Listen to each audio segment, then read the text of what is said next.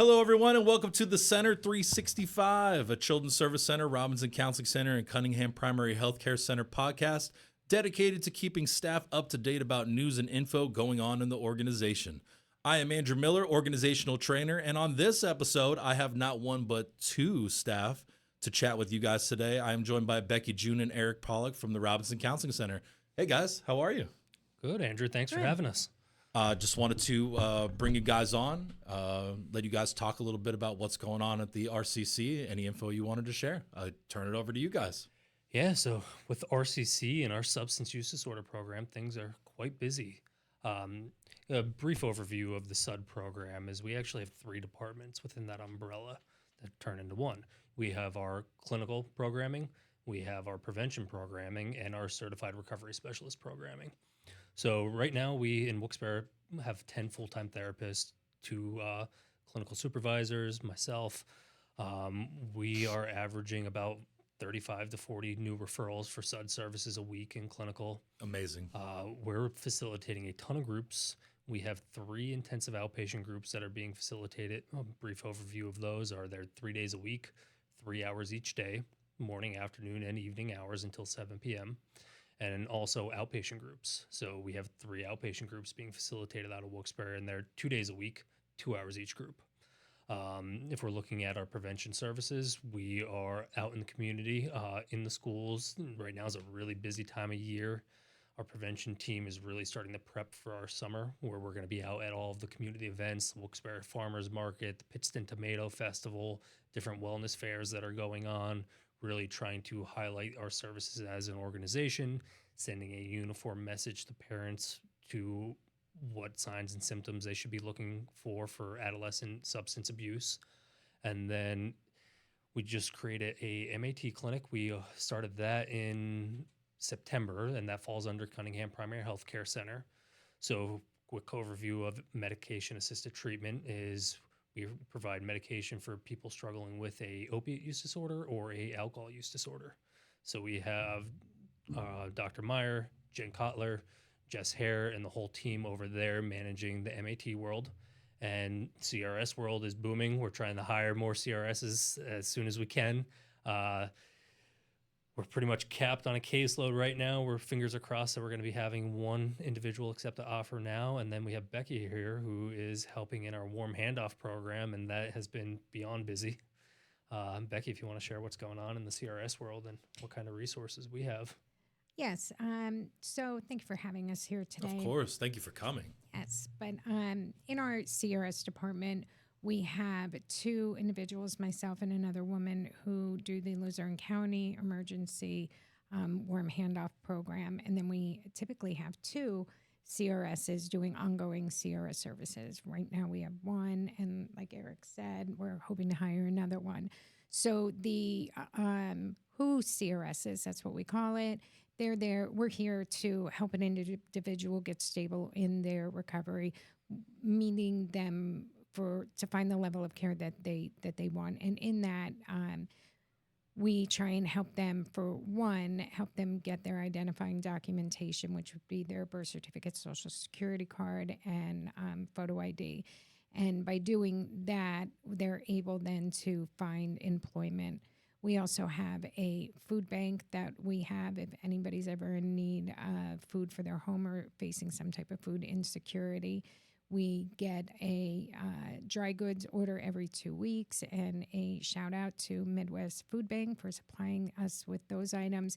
And then every Monday we get meat and produce, and that comes from Food Dignity. So a shout out to them as well. Amazing. So we're able to help people handle their food insecurities. We also have a housing program through Luzerne County, and that's the SOAR program.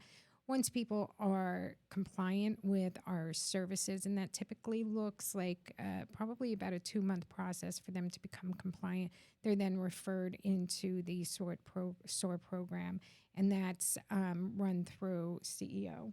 Yeah, it's run through CEO and Luzerne, Wyoming County SCA. It's for individuals that have a history of opiate use or stimulant use, and what they could do is it's paid out on a month-by-month basis, but they could assist up to 6 months of rental assistance for individuals that are engaged in treatment maintaining sobriety, and have been a resident and meet a few other qualifying factors that their therapists work through. But that's a huge resource right now in our community, is to help people with some of the housing instability. We can't make housing appear, but if they happen to have an apartment or are able to find an apartment that's willing to accept the funding, we're more than happy to place a referral like that. We can get Tony and the crew on it to build some houses. Thank you. Yeah, Thanks, Tony. Yeah. No, I don't want to get in the residential business. I like outpatient. One of the bigger barriers with that has been finding landlords that will work with CEO with that program. I can imagine that being difficult. Right. So Sure.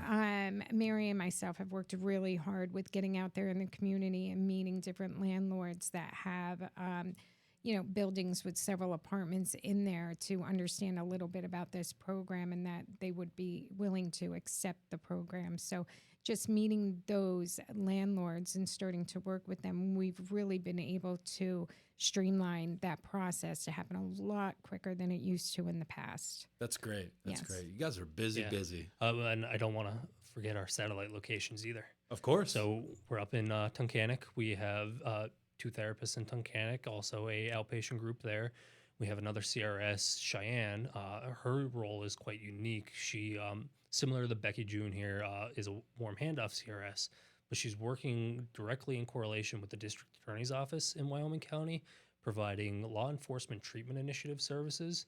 So what it is she's providing access to a diversionary program.